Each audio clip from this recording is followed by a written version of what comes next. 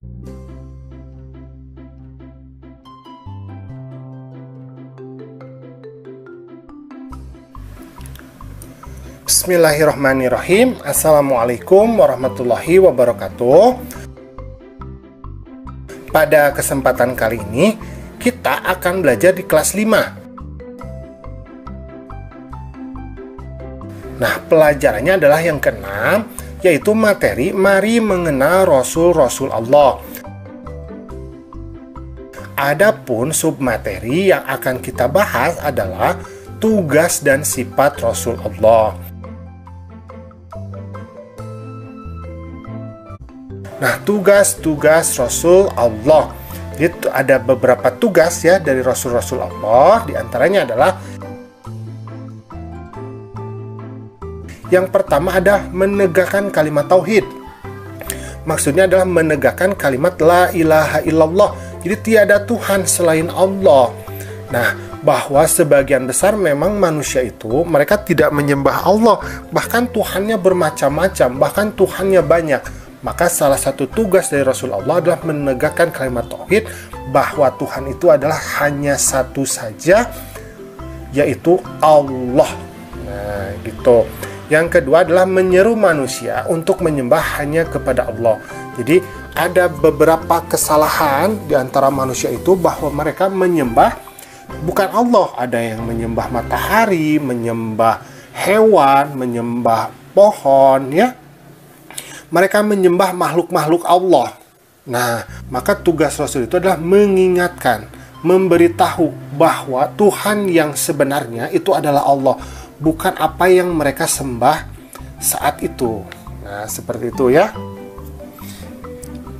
Kemudian, yang ketiga adalah membawa rahmat. Jadi dengan adanya Rasul, maka ini akan membawa rahmat kepada umatnya. Jadi umatnya yang misalkan suka berbuat maksiat, masyarakatnya menjadi kacau, maka dengan adanya Rasul ini, umat tersebut itu akan diberikan kebaikan-kebaikan sehingga mereka itu menjadi lurus kembali, penuh kasih sayang. Kemudian yang keempat, memberikan petunjuk ke jalan yang benar. Jadi memang dengan adanya Rasul ini, maka Rasul akan memberikan petunjuk-petunjuk. Nah, petunjuk itunya ke jalan yang benar. Jadi perbuatan-perbuatan salah yang mereka lakukan itu diarahkan menuju jalan-jalan yang benar. Kemudian yang kelima, memberi peringatan kepada manusia. Peringatan tentang apa? Peringatan bahwa ada Tuhan, yaitu Allah yang hanya satu. Kemudian peringatan bahwa semua perbuatan dosa itu akan diberikan pertanggungjawaban. Kemudian peringatan bahwa nanti itu akan ada neraka, ya, bahwa nanti akan ada surga. Nah, itu peringatan-peringatan tersebut disampaikan oleh para Rasul Allah kepada para umatnya. Kemudian yang keenam, memberikan suri tauladan yang baik. Jadi suri tauladan yang baik itu adalah sikap perbuatan dari Rasul Allah itu merupakan cerminan manusia yang sempurna. Jadi itu akan menjadi contoh bagi umatnya untuk meniru bahwa perbuatan-perbuatan itu harus mencontoh seperti Rasul-Rasul Allah. Nah, kemudian ada sifat wajib dari Rasul Allah. Yang pertama adalah sidik. Sidik itu artinya jujur. Jadi tidak mungkin yang namanya Rasul itu dia itu pembohong, ya, tidak mungkin.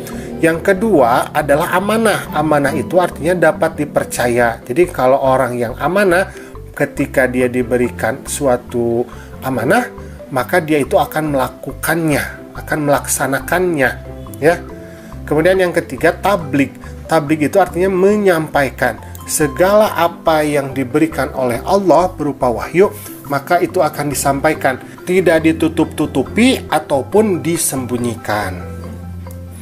Kemudian yang keempat, patonah. Patonah itu artinya cerdas. Jadi semua Rasul Allah itu diberikan kecerdasan supaya mereka itu dapat mengalahkan argumen dari umatnya. Nah, kemudian kakak Mutiara ini berkata, maka ada sifat-sifat mustahil dari Rasul.